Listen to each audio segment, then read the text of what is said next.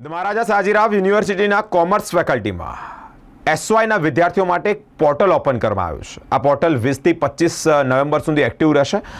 Fees ભરી અને તમામ વિદ્યાર્થીઓ એડમિશન લઈ શકશે। એમએસ યુનિવર્સિટીમાં એફવાયમાં એક વિષયમાં પણ નપાસ હોય તે વિદ્યાર્થીઓ એસવાયમાં પ્રવેશ ના મેળવી શકે તેવા નિયમ સત્ર પૂર્ણ થયા પછી લાગવામાં આવશે।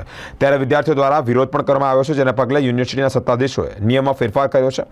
એફવાયમાં 18 થી નીચે ક્રેડિટ ધરાવતા વિદ્યાર્થી નપાસ ગણાશે। 18 થી 44 વચ્ચે જે વિદ્યાર્થીઓ એટીકેટી આપવાના હોય તેનો નિર્ણય કરવામાં આવ્યો છે, જેના પગલે જ સમસ્યા સર્જાય છે। કોમર્સ ફેકલ્ટીમાં 1200 કરતાં વધારે વિદ્યાર્થીઓને એટીકેટી આવી છે, જેનું પરિણામ જાહેર કરાયું છે। હવે આ વિદ્યાર્થીઓને એસવાયમાં પ્રવેશ આપવાની પ્રક્રિયા હાથ ધરવામાં આવશે। આપના માધ્યમથી બીજી પણ એક વાત જે વિદ્યાર્થીઓને ધ્યાન દોરવાનું છે, વાલીઓનું પણ ધ્યાન દોરવાનું છે।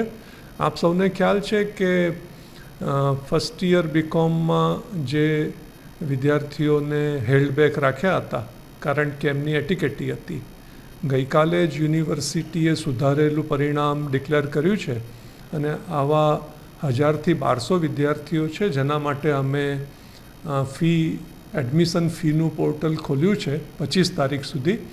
સો જે પણ વિદ્યાર્થીઓ જે લોકોને જૂના ઓરિજિનલ રિઝલ્ટ પ્રમાણે નાપાસ જાહેર કરવામાં આવ્યા હતા અને નવા ડિક્લેર રિઝલ્ટ પ્રમાણે જેમને હવે આગળ સેકન્ડ યર બીકોમમાં લઈ જવાના છે, તો આવા બધા વિદ્યાર્થીઓને અમારો અનુરોધ છે કે પોતાના લોગિનમાં જઈ અને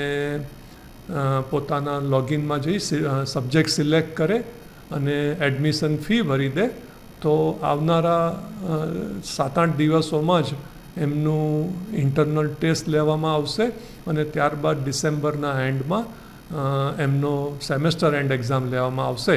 આવા 1000થી 1200 વિદ્યાર્થીઓ છે જે લોકો પોતાના ફી ભરી દે, સબ્જેક્ટ સિલેક્ટ કરી દે, જેથી એમ લોકો અત્યારે જે રેગ્યુલર વિદ્યાર્થીઓ છે તેની સાથે જ એસવાય બીકોમની મિડ સેમેસ્ટર એક્ઝામ પણ આપી શકશે અને સેમેસ્ટર એન્ડ એક્ઝામ પણ આપી શકશે। Thank you.